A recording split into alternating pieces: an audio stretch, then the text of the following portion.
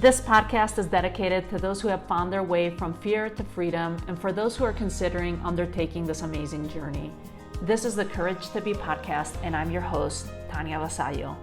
Before we get into this episode, I want to share an amazing opportunity, my signature event, Increase Your Income and Impact, which is happening this November 7th through the 9th in Santa Fe, New Mexico. You will walk away from this 3-day in-person event shifting your mindset from not enough money to manifesting on the spot. You'll also learn how to get over your fears, own your worth, so that you can have a greater impact in the world. This event is life-transforming and already filling up.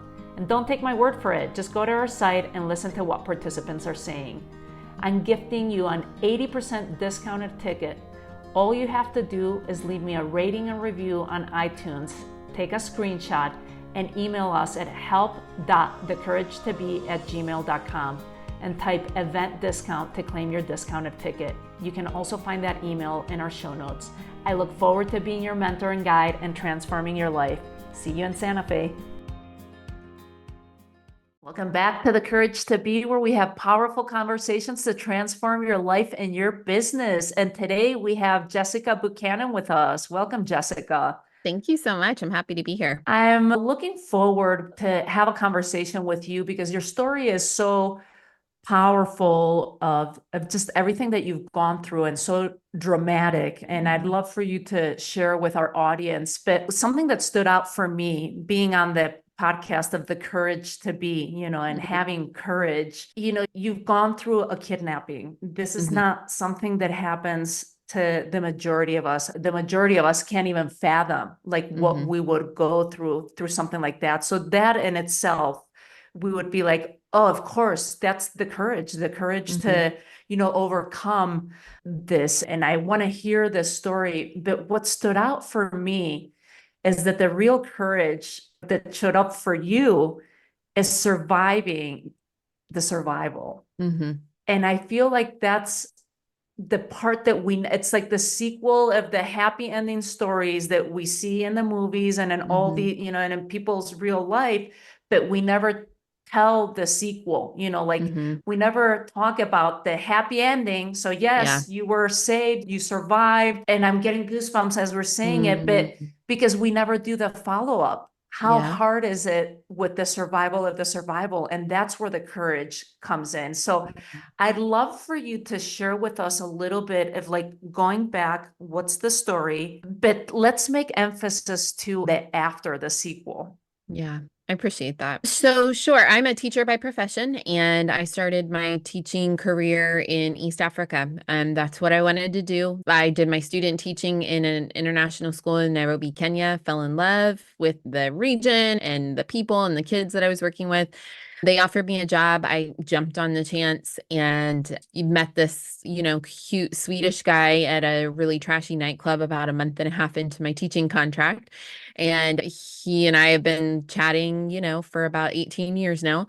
And he was the equivalent of a human rights lawyer, and he was based in Nairobi, but working in Somalia. And that was really his area of expertise. And so we got married, and his job took him to be based up in northern Somalia, or Somaliland as it's referred to.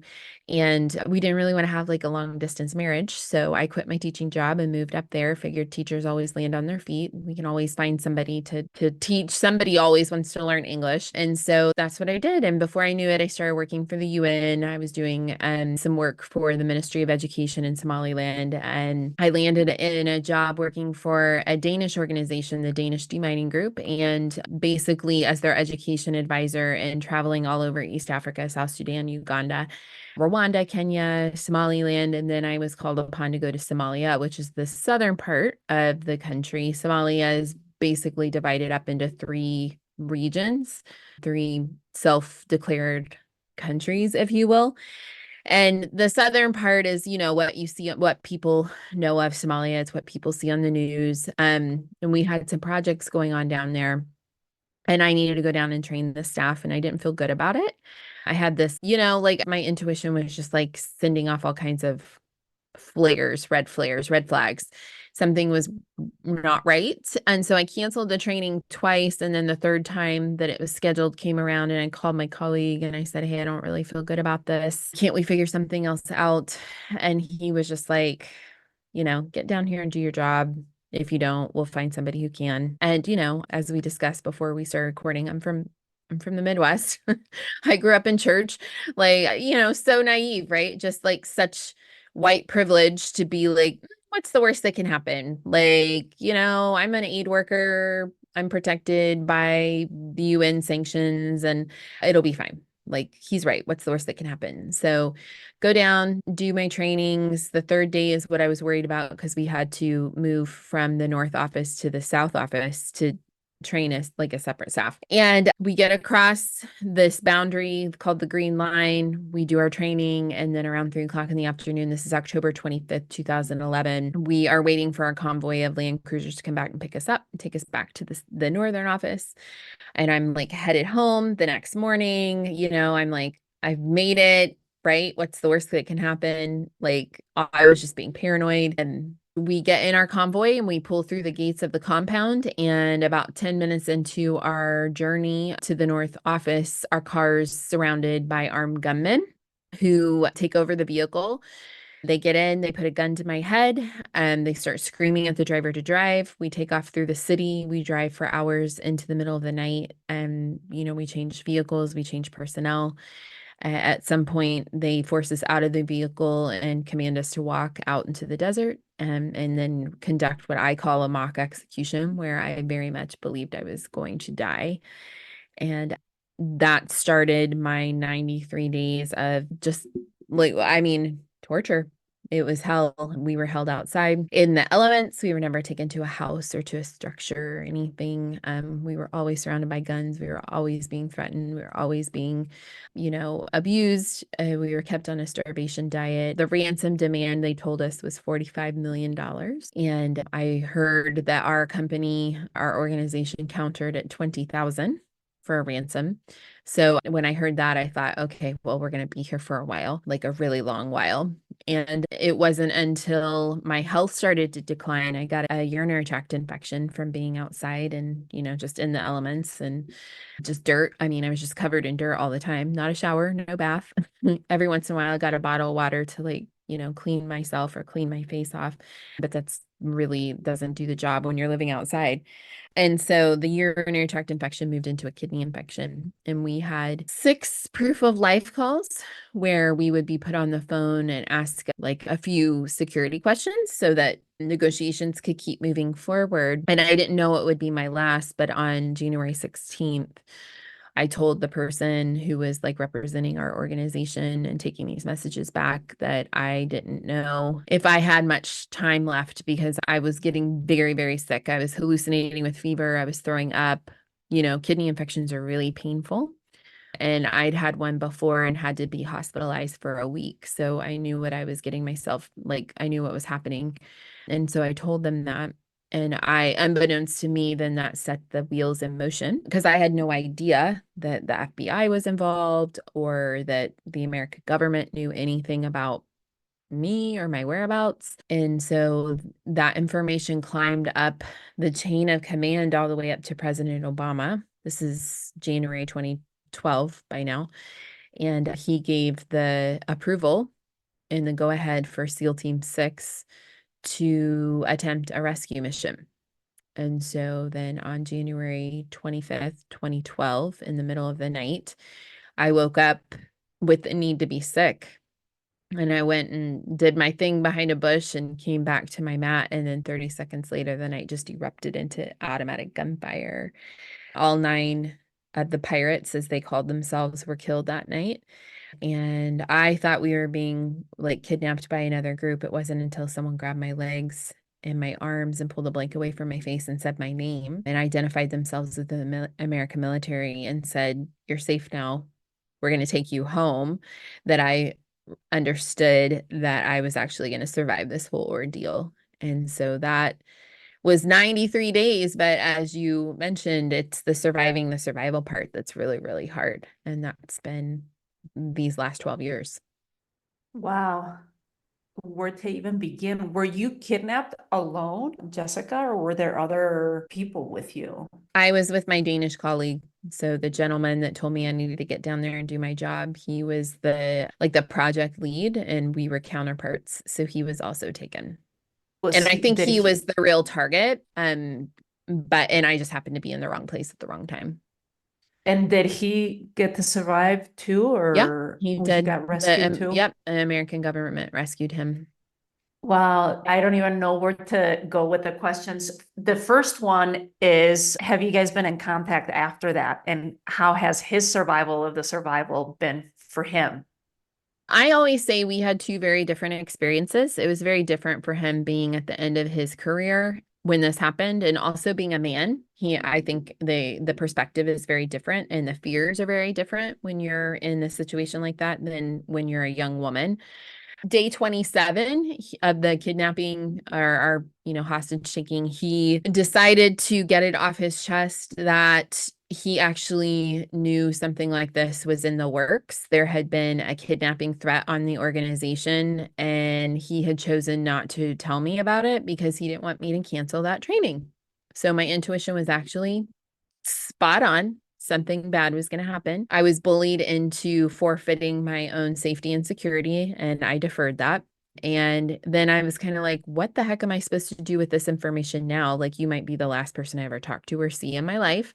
So I compartmentalized and I put that on the shelf. But then when we got out, man, I was madder than a hornet, as was my husband and my family. Because actually, as it turns out, the organization knew there was a threat, and the security advisor knew, my boss knew, my boss's boss knew, everybody knew, and no one said anything to me because they didn't consider it a viable threat. So the organization was horrifically negligent. And so Paul couldn't really see why that was a problem and would never take any responsibility. So I have no idea what his recovery has been like. He didn't really talk about it openly. I'm the one who wrote a book and co-authored it with my husband, and I've been very vocal about it, and he just kind of disappeared and went back to aid work.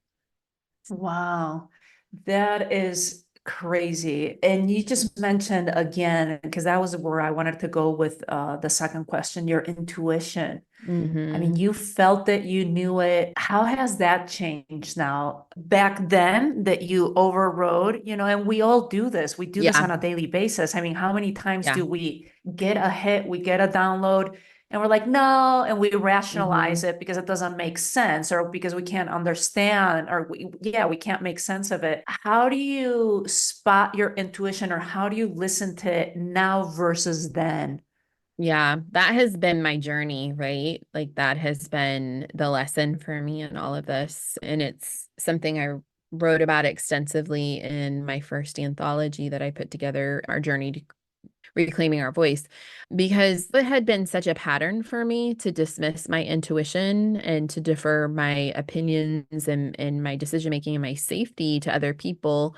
I think growing up a woman, growing up in the Midwest, growing up in the church, like those were all practices and behaviors that were modeled and imprinted on me. And so that's really for me the bottom line for the kidnapping and the work, the healing journey that I've been on in my surviving survival in this last decade since the kidnapping happened. And I think for a while, I really believed that I had broken my relationship with my intuition, that was something that couldn't be rectified or healed. And I've really worked on getting to know my intuition, getting to know my own voice, healing that relationship, because in the end, it's what keeps us alive. It's what keeps us safe. And it's what keeps us sane. And I so royally screwed that up the first time that I was like, I'm not going to keep learning this lesson again. Right. So I listen to myself now.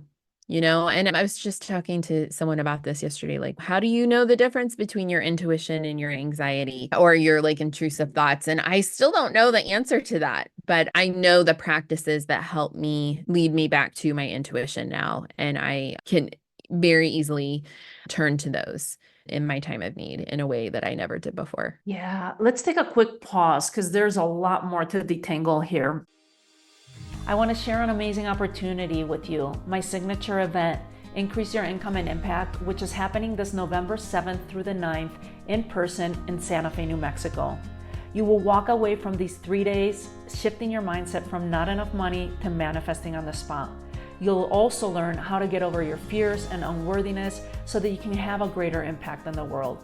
These in-person events are life transforming. Just listen to what one of our participants has to say. Hi, this is Jenny Casson, and I just wanted to let you know that we're wrapping up day 3 of an amazing event that Tanya Vasayo led. And I have so many new ideas of how to take things to the next level with my personal finances and my money mindset and just how I relate with money, which is pretty funny because my whole business is all about money and finance. So, Tanya, thank you so much for your amazing teachings and just your amazing energy. And I can't wait to implement all the things that I learned during your 3-day event. If you found this inspiring, if you'd like to join us in Santa Fe, New Mexico this November, I'm gifting you an 80% discounted ticket. All you have to do is leave me a rating and a review on iTunes, take a screenshot, and email us at help.thecouragetobe@gmail.com and type in event discount to claim your discounted ticket. You can find that email in our show notes as well as the website to our event. I look forward to being your mentor and guide to transform your life. See you in Santa Fe. We were just talking about intuition and how you overrode that and fostering that new relationship with intuition. And you were mentioning your practices that you do to reconnect with that intuition. Could you share with us a couple of those practices that have worked for you? It's a lot of silence and it's a lot of solitude. You're not going to hear your intuition in your own voice if you're constantly surrounded by people and noise and chaos and diversions. So for me, that's very practical. That looks like getting up before my family. I have a sacred space. I call it my sacred start. I have a practice in the morning where I get up when it's still dark out and I shut the door. Like no one's allowed to come and talk to me. And my kids are young still, but they know when that door's shut, they have to leave me alone. I journal. I've written and journaled my entire life, but that's really, what's that saying that I write to know? I write to know what I think and how I feel. And that's really how I connect. I'm a big spiritual guides person. So for me, I'll come in and clear the energy and I'll pull my tarot cards out and ask for guidance. Oftentimes I am grappling with something, dealing with a question. The cards are always right, as far as I'm concerned, always. And then I meditate a lot. I meditate a lot. I spend a lot of time visualizing. I'm a big manifestation person. If anything, my kidnapping and rescue has taught me that visualization, manifestation work. And so when I really need to tap into my guides for direction and really get to a place where I understand what I'm supposed to do next, I need to listen to my intuition. There's no substitute for space and solitude and time. That is so beautiful. And thank you for the reminder. I feel like we live in such a busy life, and just culture where we just keep praising, input, input, input. Yeah. And it's such an important conversation and reminder, that's why I ask a lot, of my guests on the podcast, what kind of practices do they have? And no coincidence that you do that, that you have those spaces for silence. And I can totally relate to them. Were you able to practice, because you said you journaled all your life? Obviously, while you're kidnapped, you don't have access to any of these things, but how did you connect with spirit, with something beyond yourself during that time? What pulled you through? I prayed. I prayed like I've never prayed before in my life, and that looks different to everybody, but I've always had a very strong prayer life with my creator. And boy, nothing will get you closer to God than being on the edge of death, like every single day, right? It's just like so cliche, but it's so very true. And then I think I just had such long spans of silence. When I wasn't being terrorized, I was just left alone. And so those actually ended up being really beautiful experiences for me. I like to say that the kidnapping is actually where I met myself. And I have this very strong visual of another version of myself, the freer version, the stronger version, the survivor version of myself coming and meeting me under a tree and escorting me out. Like I would visualize that over and over again, coming back to save myself. And so I think that it's the same. I kind of employ the same practices now that I use then. It's time, it's solitude, it's silence, it's gratitude. Oh my gosh, so much gratitude. Like I really learned the power of that while I was sitting out there under a tree and sleeping out in fields every night. Like I started practicing trying to find 5 things to be grateful for while I was out there, and it gave me something to do, gave me a project. I'm a project person, but also it really does change even like, I mean, even in the worst situation, if you can find 5 things to be grateful for, it changes everything. And sometimes they were so mundane. Like, I'm grateful that somebody brought me an unripe green tomato today. I'm grateful that somebody brought me some tissues that I could use for toilet paper today. I mean, like they got real desperate, but I have certainly learned the power of gratitude and prayer through all of that. And wow, it takes being able, I don't know if all of us listening could come to that space, Jessica, and just be in that space of gratitude. I mean, because you are being grateful in a way, it's almost like being forgiving towards your captors in that particular moment. I want to go down that path. Have you come to terms with like gratitude or forgiveness towards yourself for your intuition, towards your captors? Where do you fall with that? Because it sounds like, I mean, you are so connected. I mean, being able to see that gratitude in such a horrific scenario that it just begs for the question, like, have you been able to forgive them and yourself? So my forgiveness journey's never been actually with my kidnapper. I worked there for a couple of years and I lived and worked in East Africa for about 9 years. I really believe that if people don't have options and they don't have opportunity, then they're going to resort to crime. And so Somalia is a country where people at the time, the average life expectancy was 46 years. So I'm almost there now. I'm 45. They lived on less than $1 a day.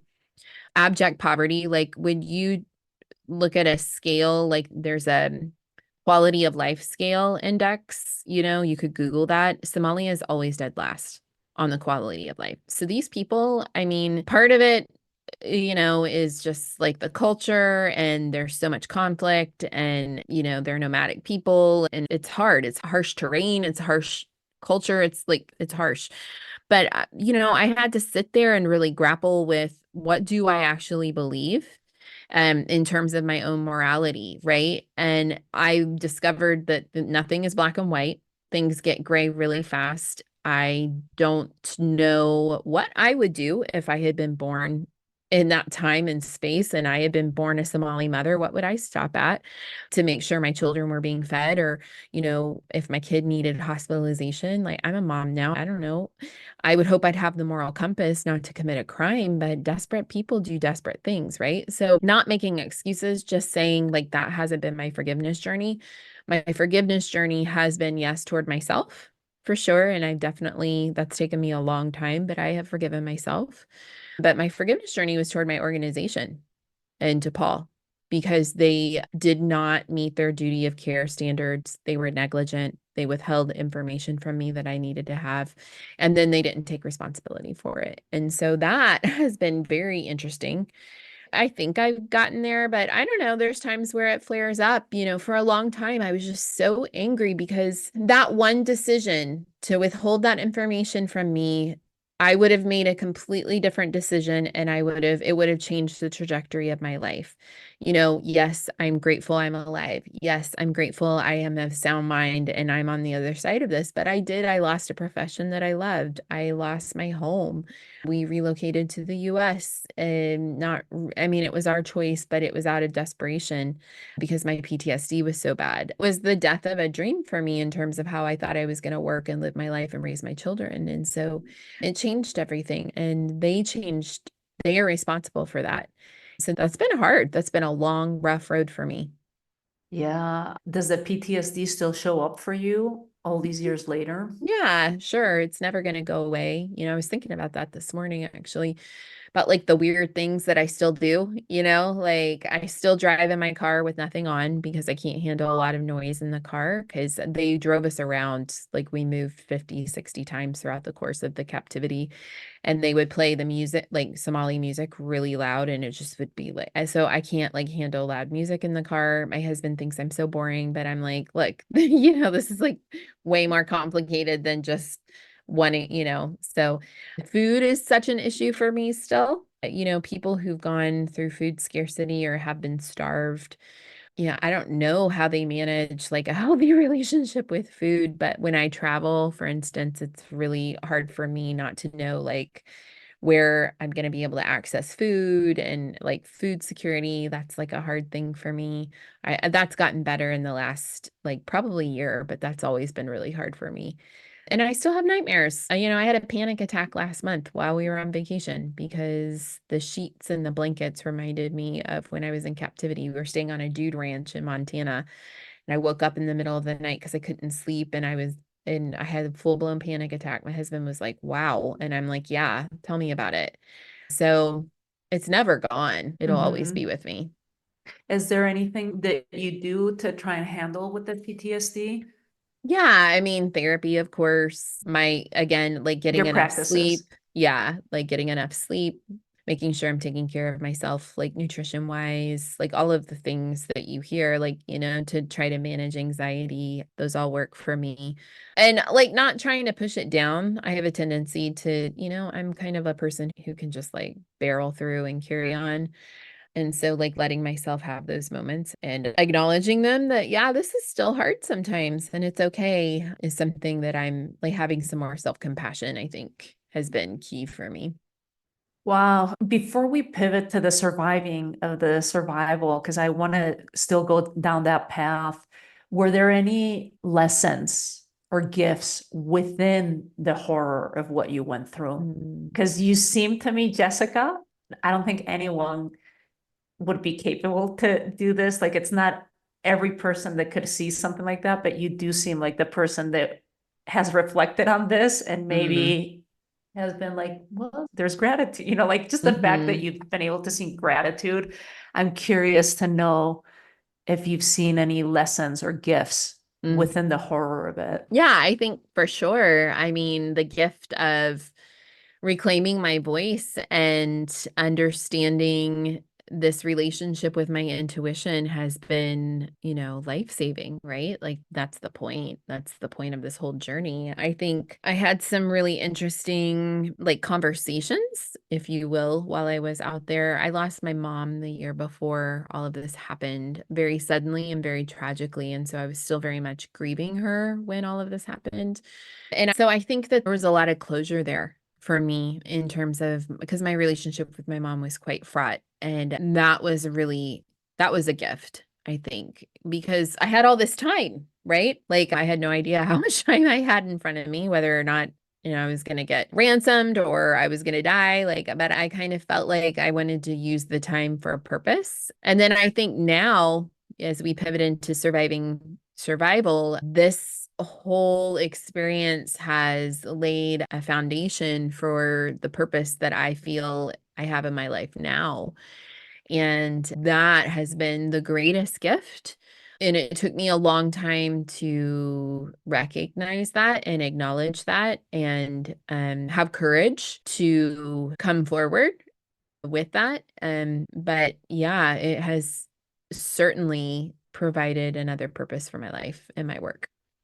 Wow, you are just amazing. Just hearing everything you've gone through and your optimism and seeing, like your connection with source, with spirit, Mm, of just like moving forward with this. Talk to me about surviving the survival. mm. So that term, it's actually a book written by a journalist called Lawrence Gonzalez. That's his name. And I found that book like maybe 5 years after my ordeal. And I felt so seen when I finally found it because I had been through so much therapy, intense trauma treatment. No one had ever used that phrase before with me. And I somehow stumbled upon his book, read it voraciously, listened to it. And I just remember like taking a walk, listening to the audiobook and just breaking down on my knees, crying because I finally understood what was going on with me. I was surviving survival. And people don't understand that the trauma is actually like not the hardest part of your survival journey because you're in fight or flight. So you're just like, you got these endorphins running through you and all of these chemicals that are helping you survive from minute to minute, right? But it's when you come back and you try to reacclimatize to your life and you try to reorient yourself, or you need the strength and the resources to rebuild your life after it's like completely fallen apart after whatever the trauma was. And it's just takes like this enormous amount of capacity of like mental fortitude and spiritual assurance that everything's going to be okay. This is oftentimes when, especially survivors of an abduction, often end up like having breakdowns. They end up attempting suicide. Like there are lots of really negative repercussions. And I'm super lucky that I just had the amount of resources and the family and the support and my husband, who's incredible. But it's been the hardest mountain I have ever had to climb is trying to put my life together again. And I remember my dad, I talking to him and I was crying. I'm very close with my dad. I was crying. I was just like saying, like, why did it have to change everything? Why did it have to change everything? And he said, he really reframed it for me. And he said, Jess, you're not the only one who's gone through something life-changing, who's had to put their life back together after it's been blown to pieces. He's like, that's how I felt after your mom died. We were together for, nearly 50 years. I didn't know who I was without her. And I've been surviving survival ever since. And that I was like, oh, okay. I get it. I'm not the only one doing this then. And so that has, I think, probably too, like the basis for the work that I do, working with women who've been through something. Now they know something, they want to teach us something. I'm very interested in that journey of surviving survival and learning how people cope and put their lives back together because it takes enormous courage and strength to do that.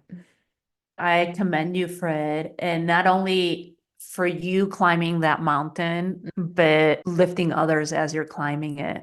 That's huge, Mhm. Jessica, because like you said, a lot of people might not have the resources, might not have the Mhm. family, might not have, and then they just collapse Yeah. and either commit suicide Yeah. or, whatever, go into addictions, whatever it Yeah. is that they can do to cope with it. It's Yeah. the same as people coming back from wars, human trafficking. I mean, there's Mhm. just so many horrific stories, that are still going on in this day and age.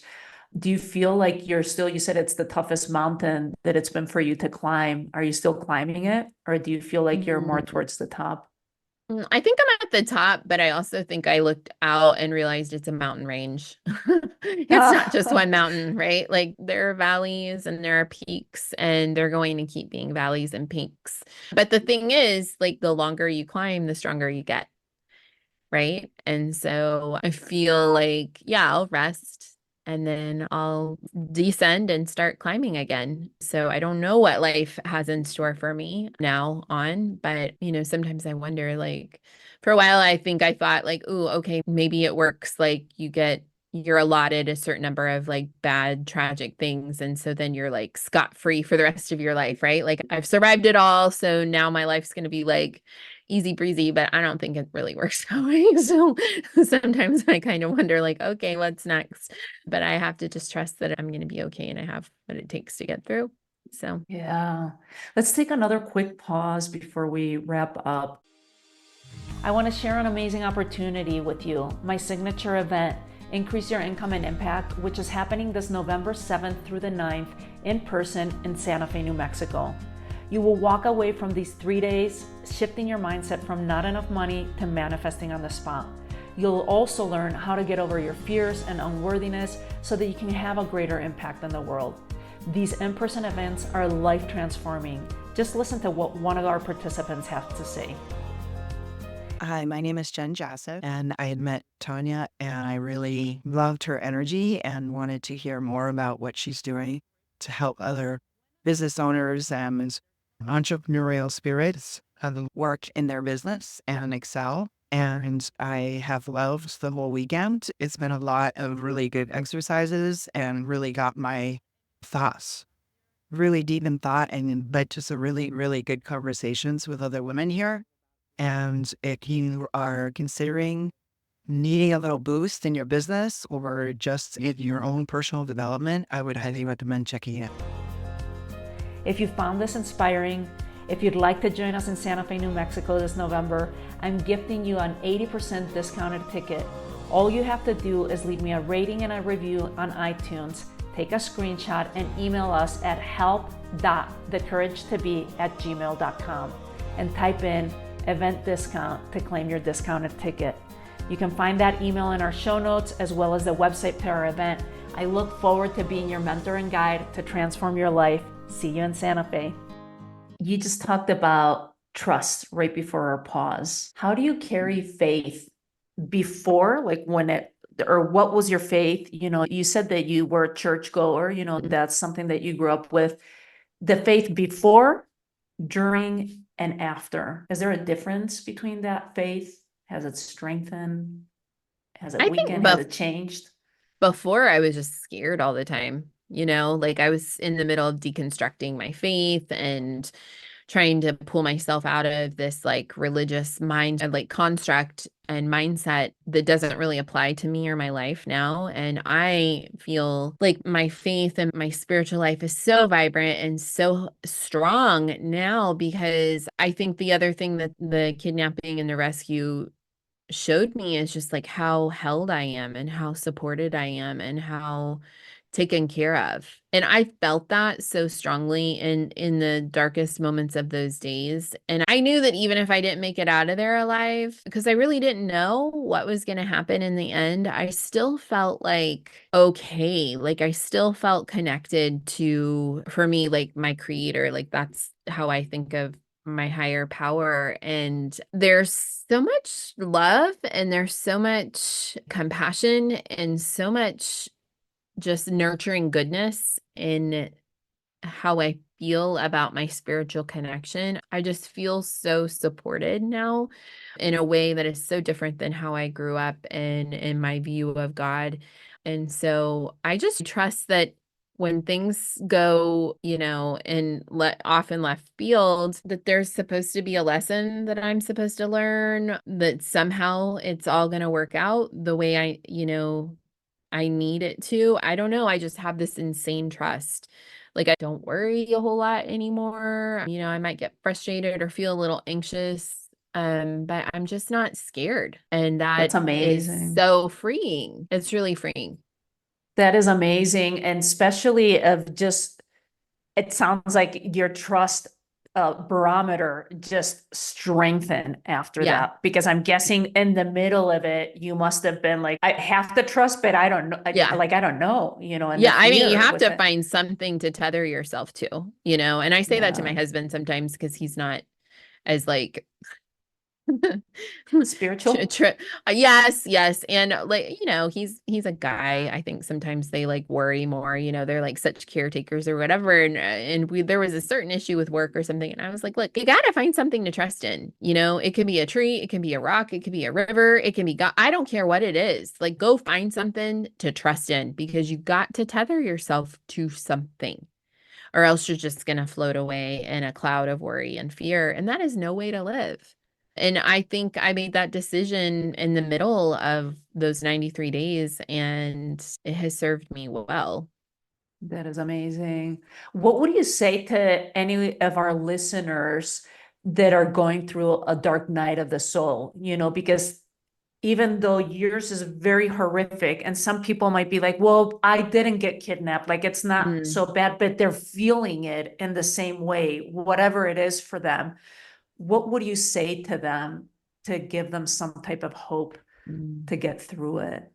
I just really believe that hope comes in and saves the day. I really, really do. That you might have to shift your mindset and reframe what that is. Like, but it may not come in the form that you thought it was. Maybe it's a conversation that you need to have. Maybe you got fired from your job and that feels like the dark night of your soul. But, I really do believe that like rejection is protection. And so whatever hardship you're facing right now, I would encourage you to sit with yourself, find some alone time, some solitude, some silence, and really ask God, your higher power, the universe, however you want to frame it, to show you what you're supposed to learn from all of this, what you're supposed to take away, and then commit to it. Because sometimes that right there is the hope, right? Is a step forward, a path forward. Maybe you need somebody to come up to you in Walmart and just tell you randomly that, you're going to be okay. Like whatever it is, like ask for a sign and it will come to you and you're going to be okay. You're going to be okay. I promise you. I promise you. I promise you. You're going to be okay. It's going to be okay. It might take longer than you wanted to. It might take longer than you think you have the courage and the stamina for, but you're going to make it. You're going to make it. Thank you for that, Jessica. What about storytelling? How Mm. important is it to tell our stories? Oh, it's everything. I say there are lots of phrases I like to use. I'm a pretty heavy social media user, but you know, uh, there are lots of these sayings about how we heal in public so that or we heal out loud so that somebody who's healing in private knows it's possible, right? Or when you share your story, it can become a page in someone else's survival guide. And I really do believe that. I was so desperate for stories of surviving survival when I was in the throes of my healing journey, and I couldn't find a whole lot out there. And so it's really important to me to create a space and a platform for women to access those stories so that they can be inspired and empowered and infused with hope so that they can get through whatever they're going through. And so that's what I do now. And it's empowering I help authors. We have a publishing company.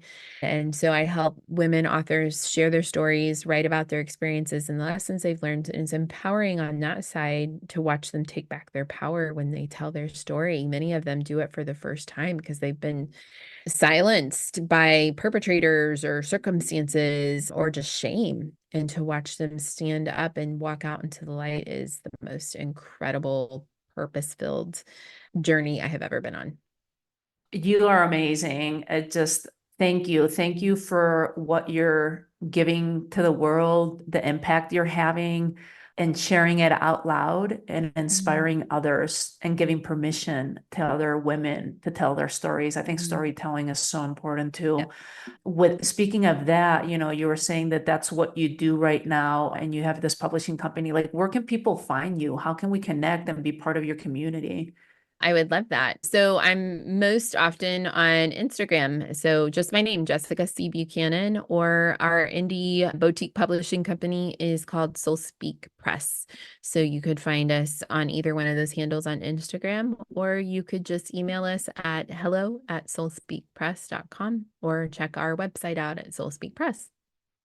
That is just amazing because I'd love to have you on the podcast again and go deeper into some of these subjects, of just like telling our stories, reclaiming our voice, our intuition. I mean, our time is limited today, but Jessica, I love asking this question to all my guests as we wrap up.